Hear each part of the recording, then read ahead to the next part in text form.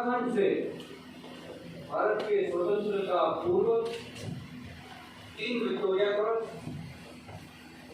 25 military cross, 53 Indian order of merit, 44 military medal, 150 mention in dispatches और भारत के स्वतंत्रता पश्चात 1 परमवीर चक्र, 6 अशोक चक्र, 13 महावीर चक्र, 32 कीर्ति चक्र, 102 वीर चक्र, 188 शौर्य चक्र, 826 सेना, नौसेना, वायुसेना मेडल गैलेंट्री और 190 मेंशन इन डिस्पैचेस। इस छोटे से राज्य के वीर सैनिकों ने विभिन्न ऑपरेशंस में वीरता पदक प्राप्त किए हैं। उत्तराखंड के वीर सैनिकों ने न केवल देश में बल्कि विदेश में भी भारत और भारतीय सेना का परचम लहराया है। आज हमारे बीच देहरादून में बसे 6 वीर नारियां, 21 सेवारत और 20 सेवानिवृत्त वीर सैनिक उपस्थित हैं। इन्होंने विभिन्न युद्ध क्षेत्रों में अपनी वीरता का परिचय दिया है और वीरता पदक प्राप्त किया है। मैं माननीय मुख्यमंत्री जी से गुजारिश करूंगा कि इन वीरता पदक विजेताओं को स्वयं सम्मानित करें।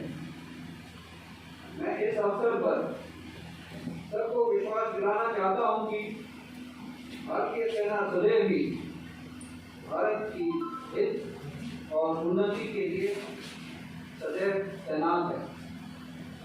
जय हिंद।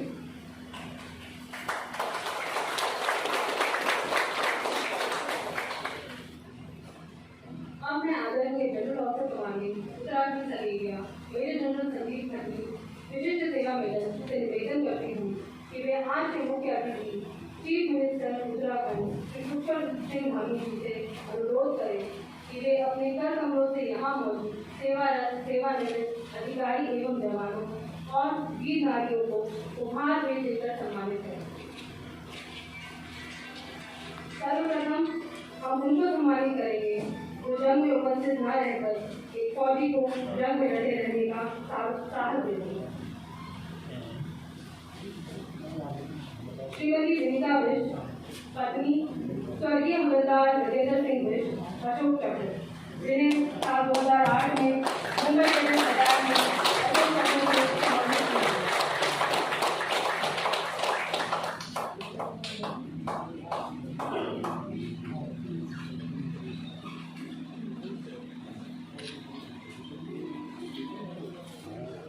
श्रीमती शांति देवी, पत्नी स्वर्गीय हवलदार बहादुर सिंह गोरा, अशोक चक्र, जिन्हें 2008 में अप्रत्यक्ष अशोक चक्र से सम्मानित किया।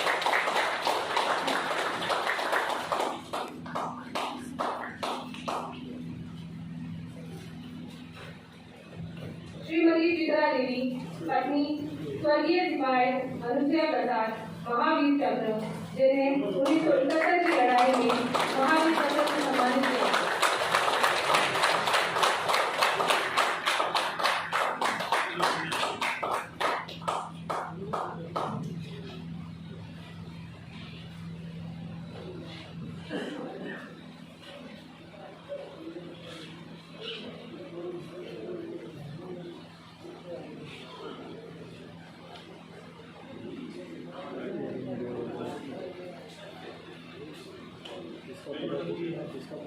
श्रीमती लक्ष्मी तोमर, पत्नी स्वर्गीय सुबेदार अजयवर्धन, कीर्ति चक्र, जिन्हें 2015 में अप्रत्यक्ष के दौरान कीर्ति चक्र से सम्मानित किया।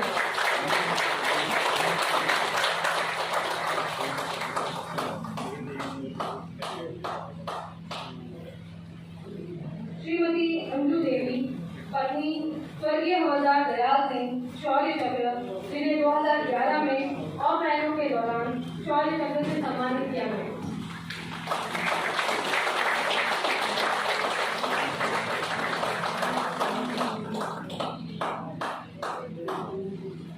श्रीमती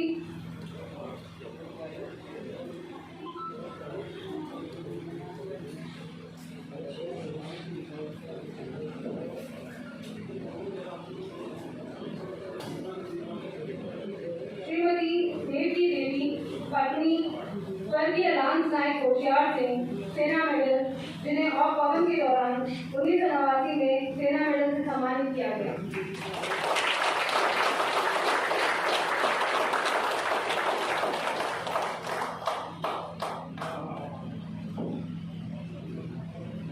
अब हम सेवानिवृत्त अधिकारी एवं जवानों को सम्मानित करेंगे।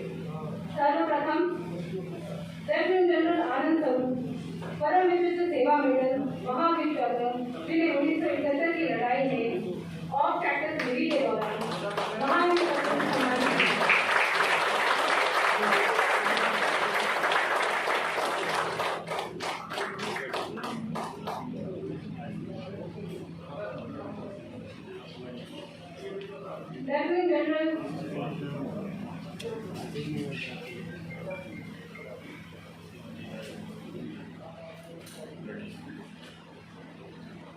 लेफ्टिनेंट जनरल पीसी भारद्वाज, परम विशिष्ट सेवा मेडल, अति विशिष्ट सेवा मेडल, वीर चक्र, शौर्य चक्र, विशिष्ट सेवा मेडल, जिन्हें 1971 की लड़ाई में वीर चक्र से सम्मानित किया।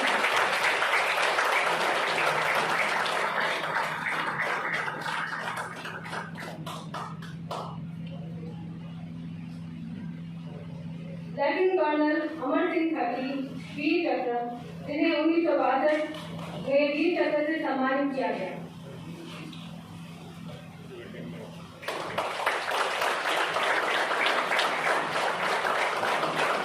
ऑनरेरी कैप्टन सुजीवन गुरु, वीर चक्र, जिन्हें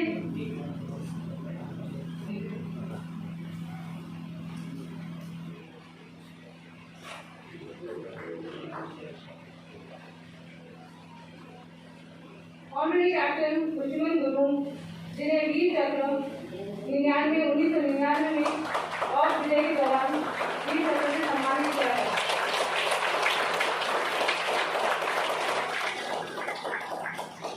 सूबेदार बाग सिंह, शौर्य चक्र, जिन्हें 1964 में मणिपुर सेक्टर में शौर्य चक्र से सम्मानित किया गया।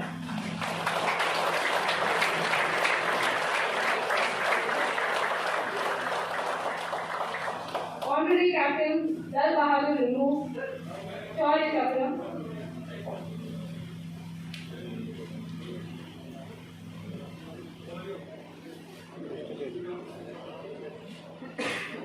जिन्हें 1969 में नागालैंड में शौर्य चक्र से सम्मानित किया गया।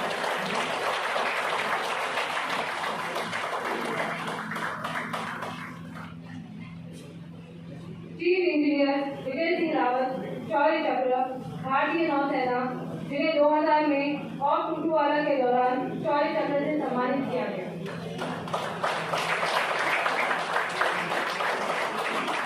ऑनरेरी लेफ्टिनेंट देव प्रसाद,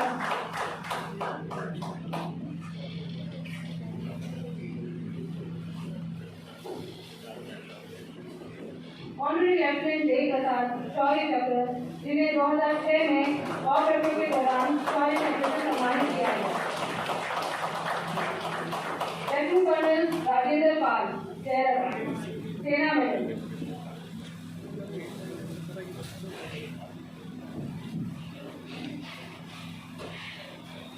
इन्हें 1982 में पोर्ट ब्लेयर में द्वितीय विश्व युद्ध के बॉम्ब विस्फोटन के लिए सेना मेडल से सम्मानित किया गया। Honorary captain Babu Singh mall, सेना मेडल,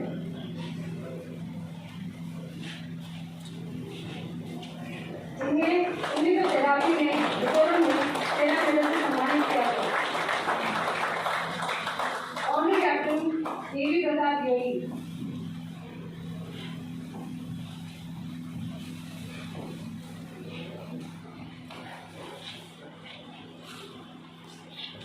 इन्हें 1990 में ऑफ पॉइंट के दौरान सेना मेडल से सम्मानित किया गया।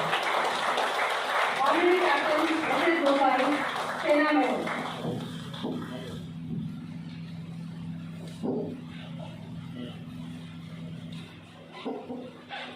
जिन्हें 1993 में ऑफ पराक्रम के दौरान सेना मेडल से सम्मानित किया गया। ऑनरेरी कैप्टन वीरेंद्र सिंह सेना मेडल। इन्हें 1993 में ऑफ राइनो के दौरान सेना मेडल से सम्मानित किया गया। ऑनरेरी कैप्टन वीरेंद्र सिंह सेना मेडल। इन्हें 1993 में ऑफ छत्रपाल के दौरान सेना मेडल से सम्मानित किया गया। ऑनरेरी कैप्टन परमेश्वर प्रसाद सेना मेडल। जिन्हें 1994 में श्रीनगर में सेना मेडल से सम्मानित किया गया। ऑनरेरी कैप्टन दिलीप बाबा सेना मेडल।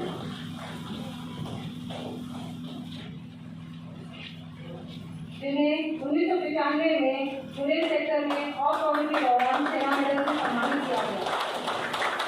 ऑनरेरी नाइट सुबेदार राजेंद्र सिंह सेना मेडल। जिन्हें 1995 में ऑफ रैफल के दौरान सेना मेडल से सम्मानित किया गया। ऑनरेरी नाइट सुबेदार दिगंबर सिंह सेना मेडल।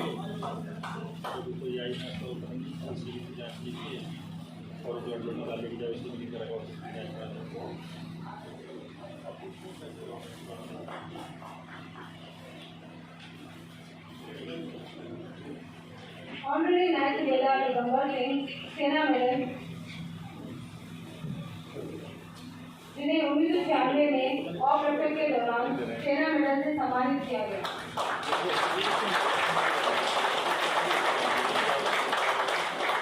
ऑनरेरी कैप्टन इंद्र प्रहारू सेना medal.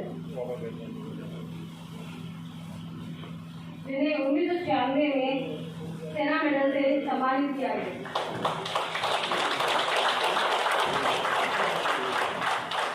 Honorary captain colonel Singh सेना मेडल। जिन्हें 1999 में ऑफ विजय के दौरान सेना मेडल से सम्मानित किया गया।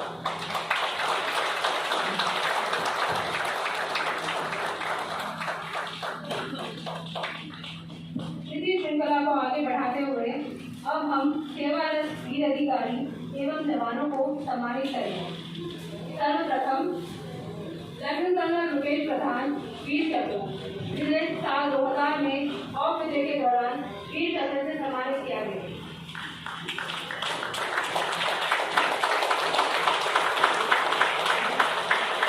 कर्नल CVS पाटिल शौर्य चक्र, जिन्हें साल 2002 में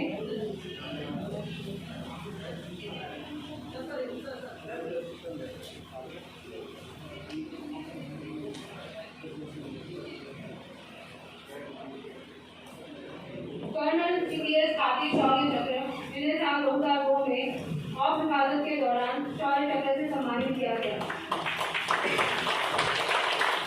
मेजर रोहित शुक्ला शौर्य चक्र सेना मेडल।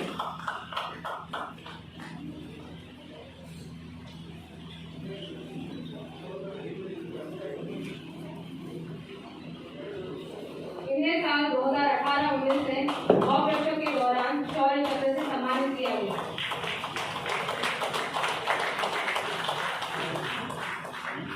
सुबेदार अमर बहादुर गुरुंग शौर्य चक्र।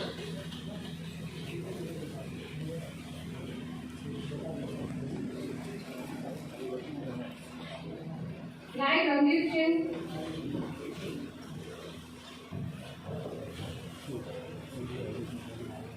इन्हें सन 1999 में ऑफ हिफाजत के दौरान शौर्य चक्र से सम्मानित किया गया। नायक रणजीत सिंह शौर्य चक्र।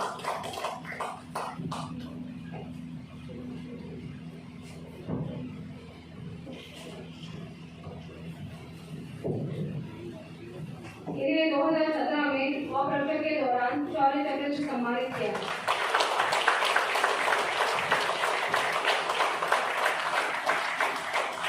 Lieutenant general Harinder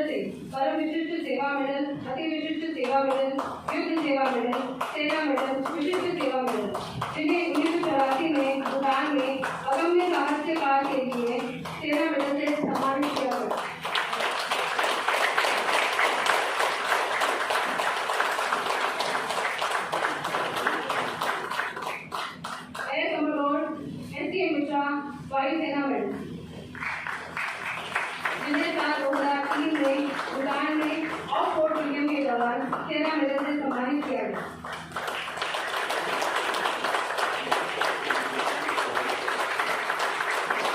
brigadier Amit Nautiyal, सेना मेडल।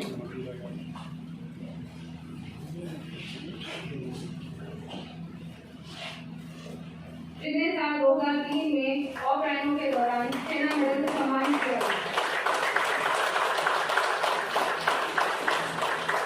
ब्रिगेडियर वीरेंद्र भारती, सेना मेडल।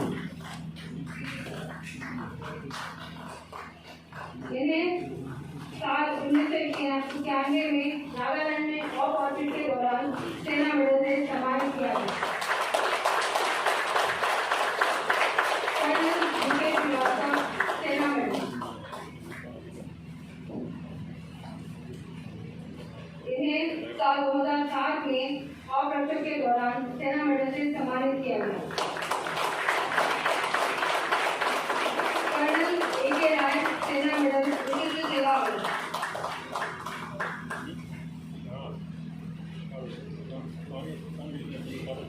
इन्हें साल 2000 में ऑपरेशन के दौरान सेना मेडल से सम्मानित किया गया। राम नायक वीर सिंह, सेना मेडल।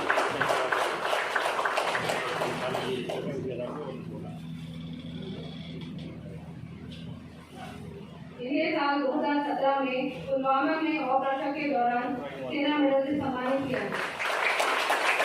कर्नल भरत अग्रवाल, सेना medal.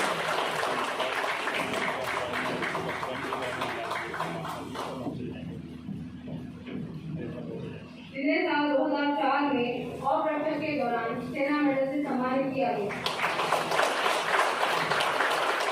Lieutenant general Vikram Sharma, सेना मेडल।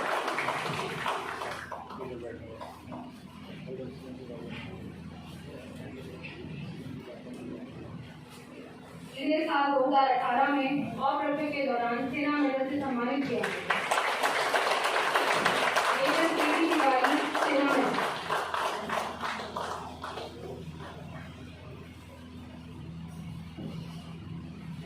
जिन्हें साल 2018 में ऑपरेशन के दौरान सेना मेडल से सम्मानित किया गया। मेजर जावेद आलम, पार्ट 2, सेना मेडल।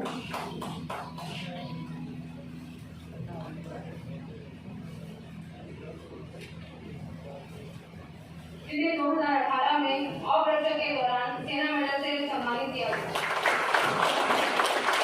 मेजर पीयूष पांडे, सेना मेडल।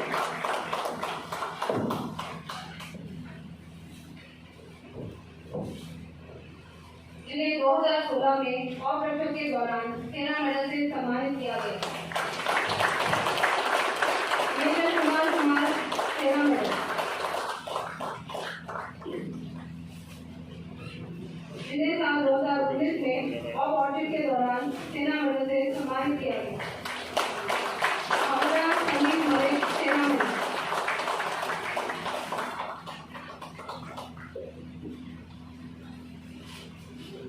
जिन्हें साल 2019 में नागालैंड में ऑफ राइनो के दौरान सेना मेडल से सम्मानित किया गया। मेजर अमित शाह, पार्ट 2, सेना मेडल।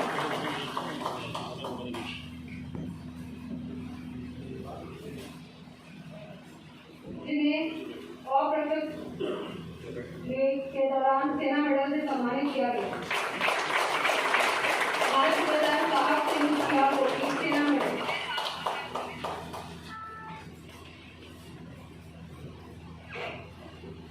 जिन्हें साल 2002 में ऑपरेशन के दौरान सेना मेडल से सम्मानित किया गया।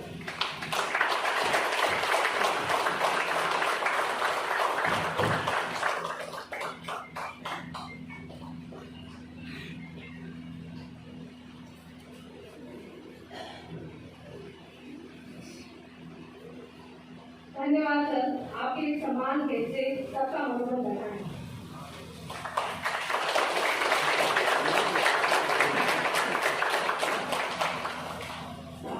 अब मैं माननीय सैनिक कल्याण मंत्री श्री गणेश जोशी जी से अनुरोध करती हूँ कि वे आज के समारोह को संबोधित करें।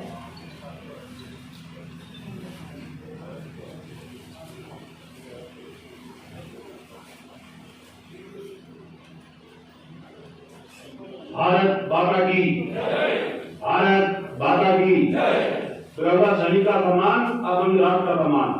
सैनिक का सम्मान, आवाज आ रही है? सैनिक का सम्मान। आज सेवारत व पूरे सैनिकों के सम्मान में स्वतंत्रता दिवस की पूर्व पर आयोजित इस कार्यक्रम के मुख्य अतिथि एक सैनिक के पुत्र जिन्होंने कमान संभालते ही थोड़े समय में एक संदेश देने का प्रयास किया है, एक संदेश दिया है कि पुष्कर सिंह धामी जी यहाँ पर उपस्थित का कामगार में lieutenant general Harish Singh ji, UC सरेरिया general Khatri जी, मेरे बहुत ही आदरणीय हमारे 71 बार के hero lieutenant general Anand Swaroop जी, एक्स-वाई चीफ जनरल भागवत जी, यहाँ पर उपस्थित हमारी वो वीर नारियां, हमारे वो वीर, हमारे सेवक वो वीर सैनिक जिनको आज यहाँ पर सम्मानित किया गया।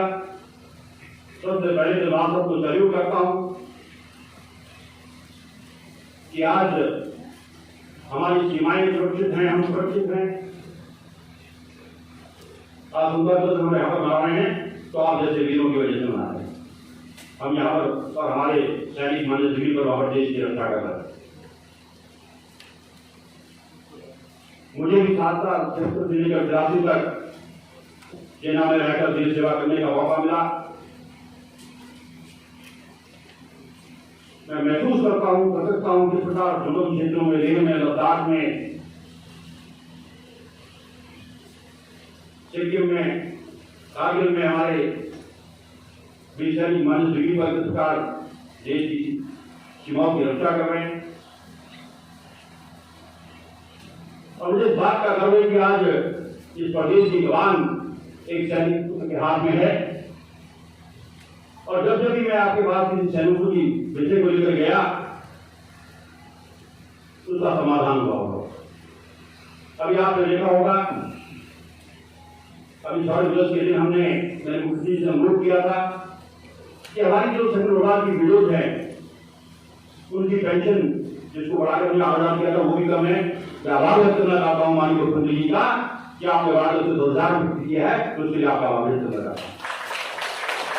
हमारे जो बच्चे एनडीए, सीडीएस, आईएमए की जो कोचिंग क्लास देते हैं, मैंने आपसे अनुरोध किया कि साहब उनकी जो कोचिंग क्लासेस की हम देते हैं चाहे राशि भाषा में बहुत कम है, उसको बढ़ाकर आपने 1 लाख रुपये किया, उसके लिए मैं आभार आपका व्यक्त करता हूँ। जब भी मैं किसी सैनिक की समस्या को लेकर आपके पास आया तो आपने एक सैनिक को धोने का संदेश देते हुए उसको विधान करने का आपने प्रयास किया है, तो उसके लिए आपका आभार व्यक्त करता हूँ। और आज अगर मैं कहूँ कि सैनिकों की सरकार को कोई शक्ति नहीं हो, क्योंकि ये सैनिक का प्रदेश का मुख्यमंत्री है और एक पूर्व सैनिक इस प्रदेश का सैनिक कल्याण मंत्री। अभी हम सैनिकों के सम्मान में एक सैनिक हम यहाँ पर बनाने जा रहे हैं। जब प्रधानमंत्री नरेंद्र मोदी जी यहाँ पर आए थे, उनकी परिकल्पना थी, उनका कहना था कि उत्तराखंड के अंदर गंगोत्री, जमरूत्री, 4 धाम यहाँ पर हैं, 5वां धाम यहाँ पर होना चाहिए, क्योंकि यहाँ पर देश की सीमा पर रक्षा करने वाला हर 5वां सैनिक हमारे उत्तराखंड से होता है। देश की सेना का 17.5% की पूर्ति हमारा उत्तराखंड से राज्य करता है। चाहे सेकंड वर्ल्ड वार हो, चाहे फर्स्ट वर्ल्ड वार हो, चाहे 47 की लड़ाई हो, चाहे 62 हो, चाहे 65 हो, चाहे 71 हो, चाहे कारगिल हो, चाहे बाल हमला हो या संयुक्त हमला हो, शहीद होने वाला कोई ना कोई सैनिक हमारे उत्तराखंड से होता है। इसलिए हमारी सरकार ने निर्णय लिया है और मैं सौभाग्यशाली हूं कि कि वो सैनी धाम में विधानसभा क्षेत्र बन रहा है और माननीय मुख्यमंत्री के निर्देशन पर हमने संकल्प किया है कि हम एक पहले 22 सितंबर को डिसाइड किया था क्योंकि मौसम वहां ने कहा कि बरसात जो है काफी लंबी चलेगी, यात्रा को रोकना नहीं है। भारत सरकार ने संकल्प किया है हम एक शहीद सम्मान यात्रा उन शहीदों के सम्मान में शुरू करेंगे। गढ़वाल में चमोली गढ़वाल का सवाल जहां पर सबसे ज्यादा लोग शहीद हुए हैं और इसी प्रकार गांव में मूल्यांकन से उनको शुरू करेंगे और सरकार की तरफ से सम्मान पत्र उस वीर नारी को, उस माता को, उस वीर को हम लेकर आएंगे और उस घर की मट्टी एक तरफ से लेकर हम आएंगे और उससे शहीद जो है सैनिक धाम का निर्माण होगा। क्योंकि शहीदों का सम्मान करना हर देशवासी का कर्तव्य है और हमारी सरकार लगातार इसके लिए काम कर रही है। जब देश की सीमा पर कोई जवान शहीद होता है तो मैं थोड़ा सा आपको पीछे जाना चाहूंगा। जनरल साहब यहाँ पर बैठे हैं, भागवत साहब यहाँ पर बैठे हैं। पहले जब कुछ सीमा पर जवान शहीद होता था तो उसकी की बैठ और उठाकर भेज जाती कि आपका बेटा शहीद हो गया है और शहीदों के सम्मान करने की परंपरा को शुरू किया तो भारतीय जनता पार्टी की सरकार ने शुरू किया। अटल बिहारी वाजपेयी जी जब देश के प्रधानमंत्री थे, कारगिल का युद्ध हुआ, उस कारगिल युद्ध के बाद पूरे सैनिक सम्मान के बाद उसका उसके घर भेजा गया, पूरे सैनिक सम्मान के साथ उसका दाह संस्कार किया गया, उसके परिवार को पेट्रोल पंप गैस एजेंसी दी गई। ये काम भारतीय जनता पार्टी की सरकार ने उत्तराखंड प्रधानमंत्री वाजपेयी जी ने शुरू किया और आज उस पर का निर्माण कर रहे हैं। हमारी सरकार ने एक और काम किया था, आवाज मुख्यमंत्री जी का, जब कोई देश की सीमा पर जवान शहीद होता है तो बहुत जिंदाबाद के नारे रखते हैं, अमर रहे के नारे रखते हैं, जब तक सूरज चांद रहेगा तेरा नारे रखते हैं और 15 दिन के बाद लोग भूल जाते हैं। तो उसको गांधी की सरकार ने भारतीय जनता पार्टी के ने निर्णय लिया है कि देश की सीमा पर रक्षा करते हुए अगर कोई जवान शहीद होगा तो उसके परिवार के एक व्यक्ति को उसकी योग्यता के अनुसार नौकरी देने का काम उसको गांधी की सरकार करेगी, भारतीय जनता पार्टी की सरकार करेगी। ये काम हमारी सरकार कर रही है। माननीय मुख्यमंत्री जी, जहां मैं आपका सिपाही हूं, पहले मैं एक पूर्व सैनिक हूं, थोड़ा ईमान बात का आपके सामने करना चाहता हूं।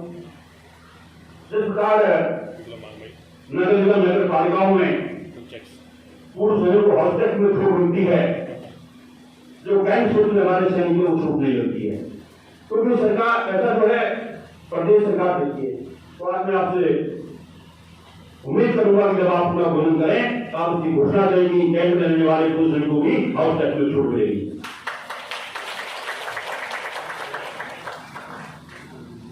और माननीय कि गुरु की भूमि ने कहा कि देश की सीमा पर शहीद होने वाला कहीं कोई घटना होती है तो उत्तराखंड का जवान उसमें शहीद होगा। हमारी सरकार ने निर्णय लिया है, मैं देखता हूं कि मेरे सैनिक का छुट्टी आती है, उनका एसडीएम से काम होता है, एडीएम से काम होता है, किसी अधिकारी से काम होता है, अधिकारी मिलता नहीं है, एसडीएम मिलता नहीं है। हमने तो उसके लिए नोडल अधिकारी कर दिया एडीएम का। अगर कोई पुलिस सैनिक या सैनिक छुट्टी आता है, उसका काम है तो नोडल अधिकारी एक एडीएम का होगा तो उस काम को करेगा। ये काम हमारी सरकार ने किया है। अभी हमने सैनिक लोकपाल की वीडियो को बताया जैसा कि किसी पेंशन को बड़ा नुकसान कर दिया। तो लगातार अगर मैं कहूं कि ये सैनिकों की सरकार को कोई शक्ति नहीं होगी, तो एक बार उन वीर नारियों को नमन करते हुए जिन्होंने अपना सुहाग खोया है, किसने अपना भाई खोया, अपना बेटा खोया है, उन वीरों को नमन करते हुए अपने वीर सैनिकों को सैल्यूट करते हुए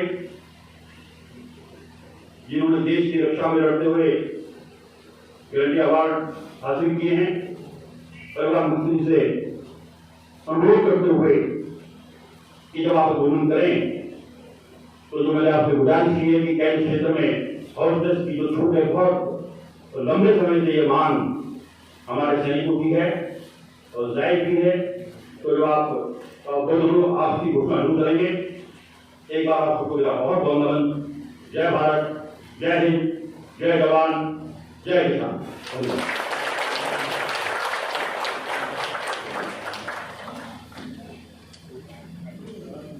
धन्यवाद सर आपके प्रेरक शब्दों के लिए। अब मैं माननीय मुख्य अतिथि चीफ मिनिस्टर उत्तराखंड श्री पुष्कर सिंह धामी जी को आमंत्रित करती हूँ कि वे अपने बहुमूल्य वचनों से हमें संबोधित करें।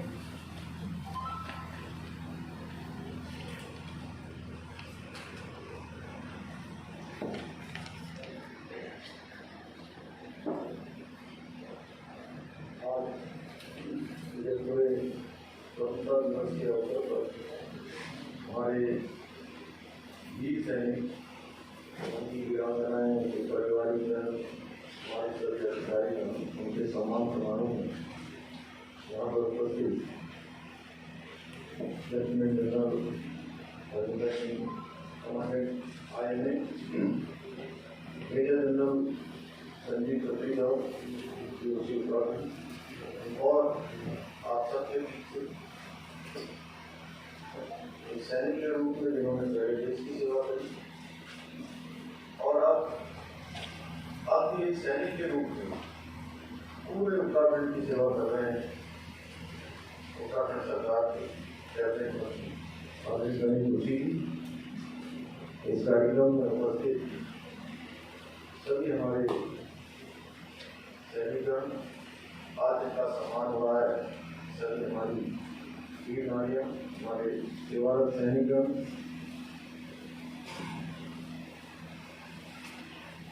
सैन्य अधिकारीगण, समस्त वीर नारियां, सेवानिवृत्त सैनिक अधिकारी एवं हमारे वीर जवान, आज के अवसर पर सर्वप्रथम मैं जिन्होंने देश की एकता के लिए, देश की अखंडता के लिए अपने प्राणों का बलिदान किया है, मैं उन सभी को नमन करता हूँ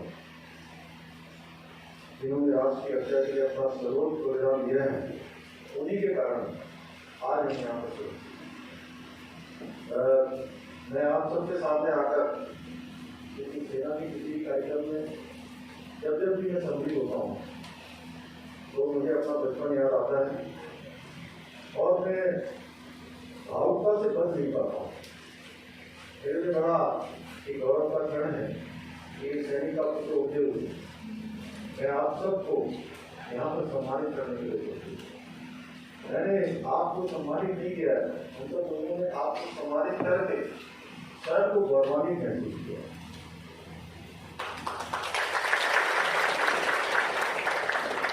मैंने बाल्यकाल से एक सैनिक की वीरता को देखी है। मैंने उनके परिजनों को संघर्ष करते हुए देखा है। मैंने उस बाप का दर्द देखा है जिसका बेटा सीमा पर देश की आन-बान शान से लेकर रहा है। मैंने उस पति की आंखों की विकलता को देखा है जो पति की बाट धोते धोते कब पूरी और बीमार हो जाती पता ही नहीं चलता। मैंने उन बच्चों की सिसकती हुई किलकारियों को सुना है जो अपने पिता से चलने मिलने को व्याकुल। इतना संघर्ष एक सैनिक के जीवन में, परंतु उसके बावजूद भी वो दृढ़ता पूर्वक अपना काम करते हैं। और साथ ही साथ मैं आपको बताऊं, क्योंकि मैं भी ऐसे परिवेश में पला रहा हूँ जहाँ से देखा कि प्रत्येक परिवार से जिस प्रकार से कोई न कोई सेना में है उत्तराखंड के अंदर, हमारा सारा जो एक तरह से मैं कहूँ डिपेंडेंस सेना पर है और देश के लिए काम करते हुए हर घर से एक व्यक्ति वहाँ पर सेवा करता है। और उस समय का मैंने वो समय देखे हैं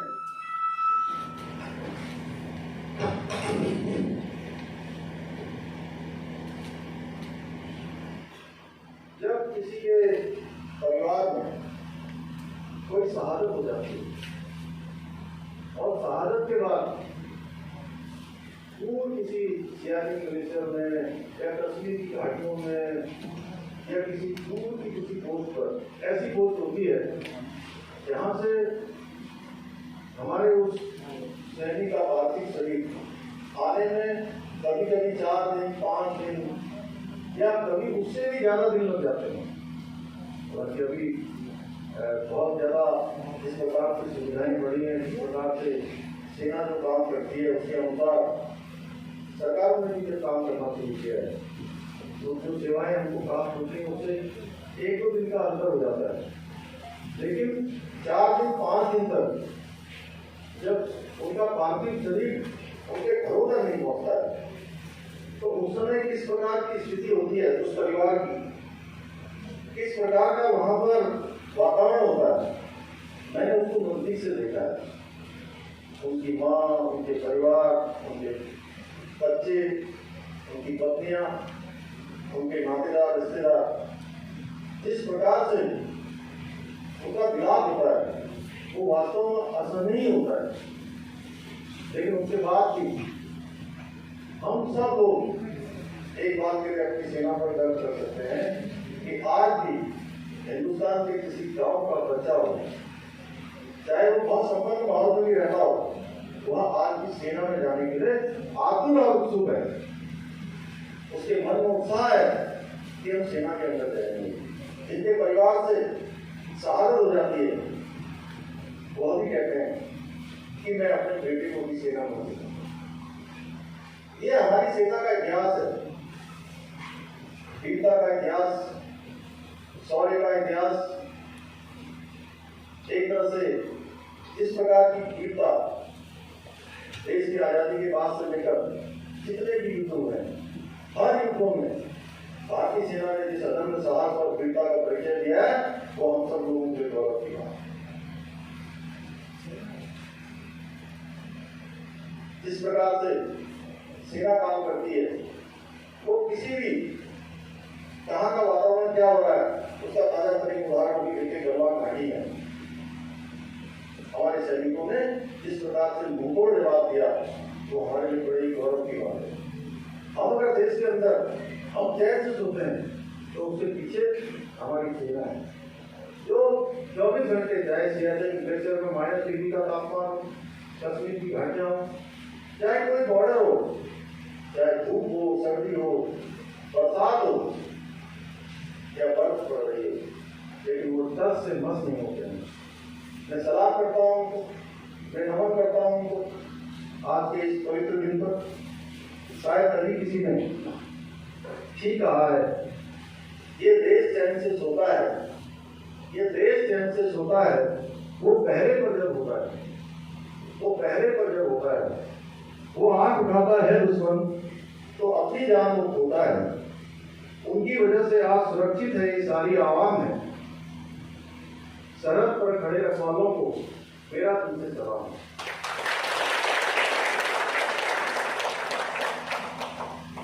देखिए हमारे शास्त्रों में भी कहा गया है वीर हो गया वसुंधरा, वीर ही वसुंधरा का भोग करते हैं। और आज मोदी जी के नेतृत्व में, देश के यशस्वी प्रधानमंत्री मोदी जी के नेतृत्व में हमारी सेना का मनोबल बढ़ा है।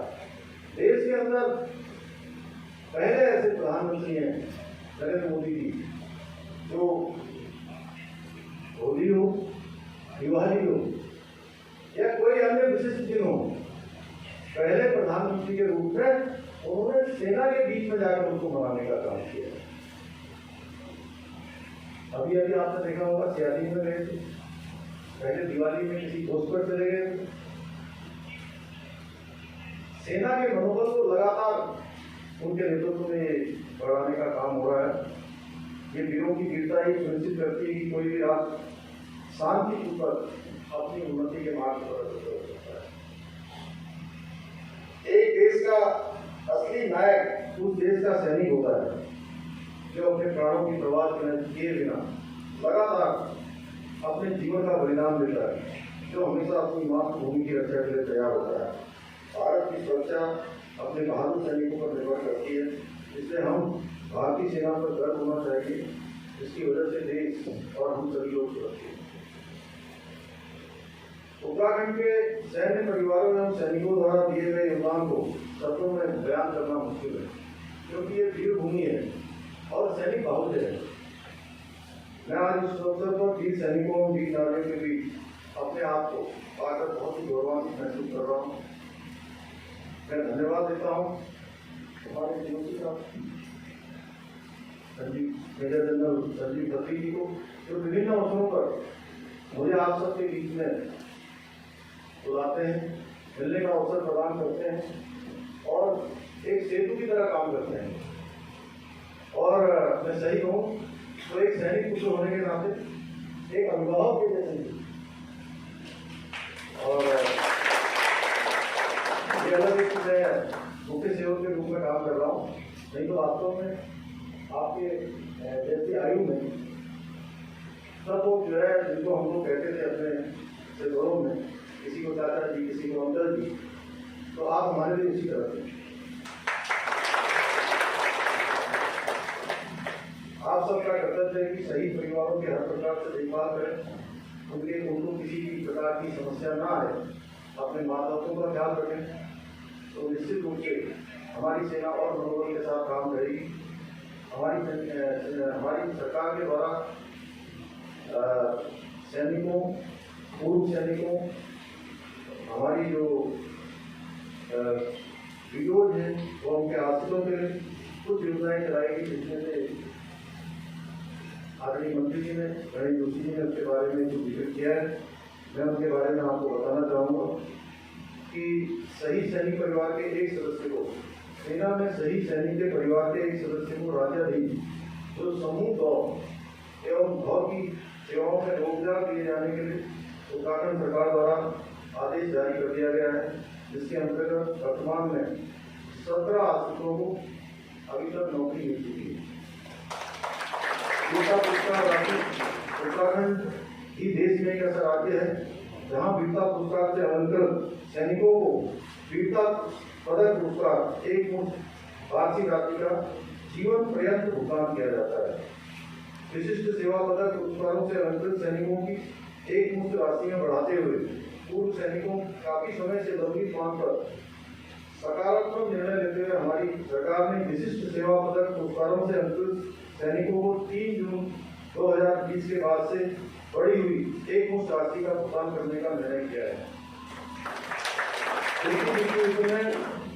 राज्य सरकार द्वारा के पूर्व सैनिक एवं विधवाओं को पहले 4,000 रुपये प्रति माह का अनुदान दिया जा रहा था, उसको बढ़ाकर 8,000 रुपये किया गया है, लेकिन अब उसको हमने 8,000 से बढ़ाकर अब 10,000 कर दिया। हमने कैबिनेट में इस बात को 1 महीना हुआ है, 1 महीने पहले हमने ये निर्णय किया है। इसी प्रकार से पूर्व सैनिक एवं सैनिक विधवाओं और उनके आश्रितों को स्वरोजगार से जोड़ने के लिए, स्वावलंबी बनाने के लिए विभाग द्वारा 3 माह, 6 माह तथा 1 वर्षीय कंप्यूटर प्रशिक्षण का कंप्यूटर की ट्रेनिंग का संचालन सभी जिलों में किया जा रहा है।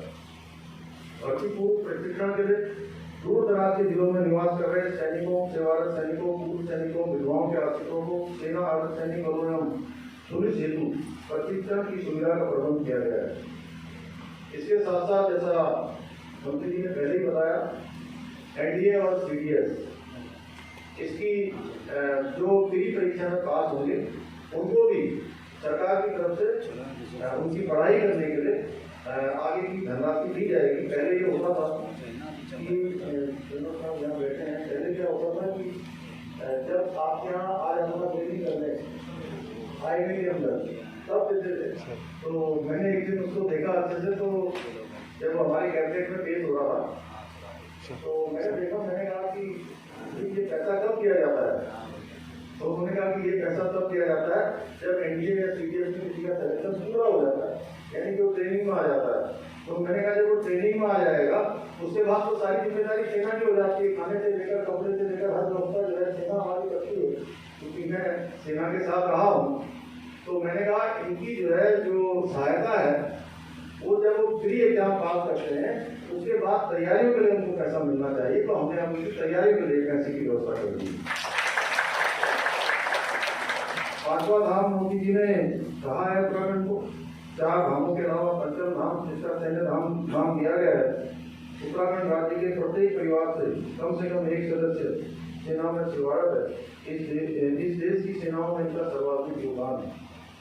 और देखिए देश के अंदर बहुत सारे युद्ध हुए और उन युद्धों में हर युद्ध में हमारी भारत की जो वीर सेना है उसने हर युद्धों पर युद्ध के मैदान में युद्ध जीते, लेकिन वो सारे के सारे जो युद्ध सेना मैदान में जीती थी वो समझौतों की टेबलों पर हार जाती थी। युद्ध के मैदान में सेना जीतती थी, युद्ध के टेबलों पर सेना हार जाती थी। सेना का जीता हुआ जो मैदान था वो टेबलों पर हार कर वापस कर दिया जाता था।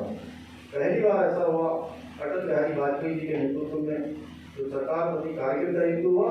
कारगिल के युद्ध में देश की सेनाओं ने युद्ध के मैदान में भी युद्ध जीता और टेबल पर भी उसका वो व्यवहारिक रूप से उसको लागू किया गया। और उसी के बाद कारगिल के युद्ध के बाद ही, जैसा अभी मंत्री जी ने कहा कि पहले तक हमारे देश की सीमाओं पर जो हमारे सैनिक शहीद होते थे उनका पार्थिव शरीर उनके घरों तक नहीं पहुंच पाता, उनके घरों तक नहीं पहुंच पाता था और वहीं पर उनका अंतिम संस्कार कर दिया जाता था।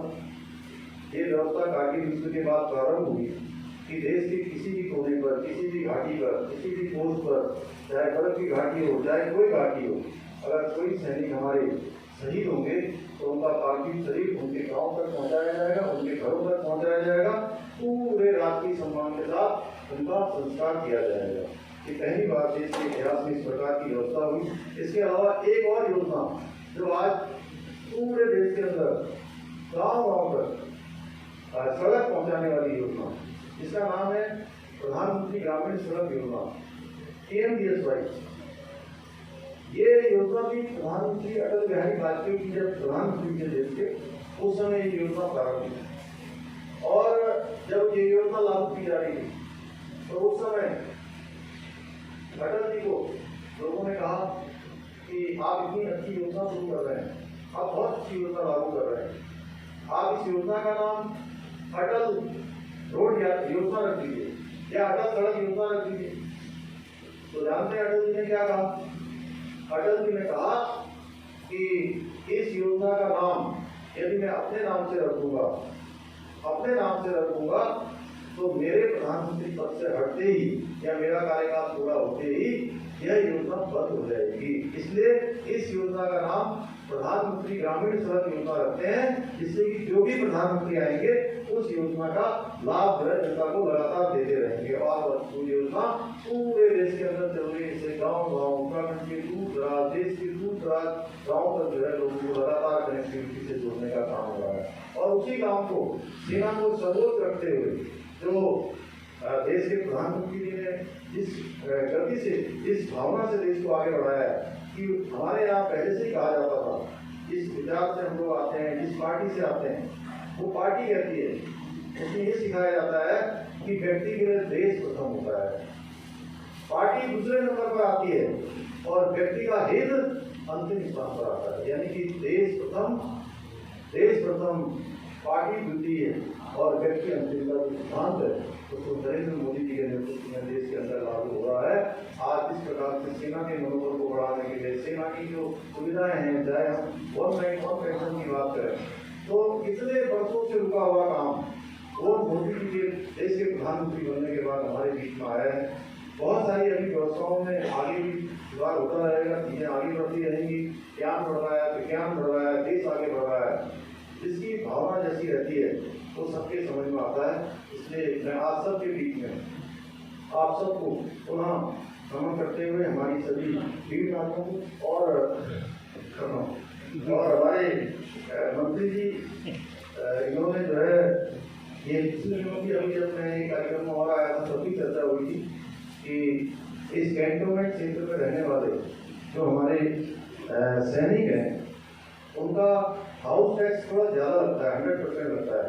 तो जैसी छूट सभी जगह मिलती है, मैं घोषणा करता हूँ वो हमारे इस सैनिक स्थानों पर कैंटोनमेंट बोर्ड एरिया में रहने वाले लोगों को भी प्रदेश के समस्त स्थानों की जैसी छूट मिलेगी।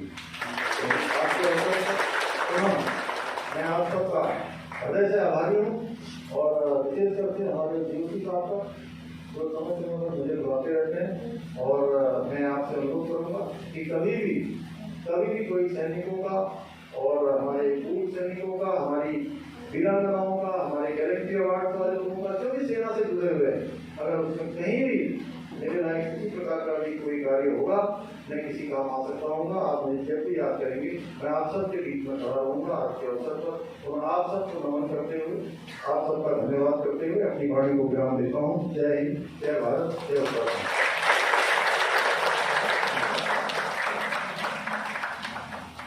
धन्यवाद सर, आपके प्रेरणादायक शब्दों के लिए। इसी के साथ हमारा कार्यक्रम अंतिम चरण पर पहुंच गया है और अब मैं धन्यवाद ज्ञापन के लिए deputy Joshi Uttarakhand media brigadier SL Singh को आमंत्रित करते हैं।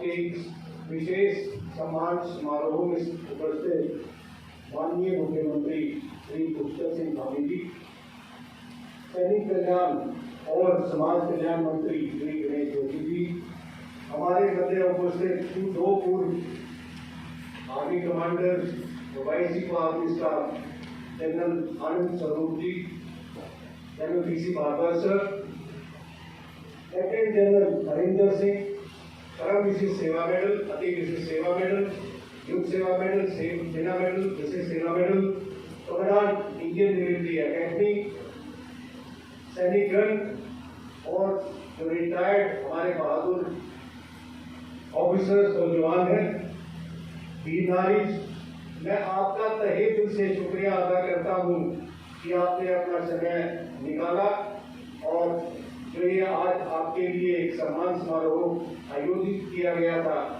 उसकी आके आपने उसमें भागीदारी ली और इसकी गरिमा बढ़ाई। मैं धन्यवाद करता हूँ उपस्थित सभी पत्रकारों का जिन्होंने अपना टाइम निकालकर इस समारोह में सम्मिलित हुए और उम्मीद करता हूं कि इस समारोह के बारे में आप इलेक्ट्रॉनिक और प्रिंट मीडिया के जरिए जनता को अवगत कराएंगे। मैं विशेष रूप से धन्यवाद करता हूं 14 infantry division, 116 infantry brigade, 4 mechanized infantry, 5 grenadiers और RIMC देहरादून का, जिन्होंने इस समारोह को सफल बनाने में सब एरिया की मदद की और हमें जो भी जरूरत हमने उनको बताई उनको उन्होंने पूरा किया। और आप सभी ने देखा है कि समारोह जो ये अभी संपन्न हुआ है वो सिर्फ आप लोगों की भागीदारी के कारण सफल हुआ है और मैं उम्मीद करता हूँ कि आगे भी आप सभी जब भी कोई इस प्रकार का फंक्शन होगा उसमें हमारी किसी प्रकार से सहायता करेंगे और उसको सफलतापूर्वक पूरा करने में सहयोग देंगे। जय हिंद, धन्यवाद।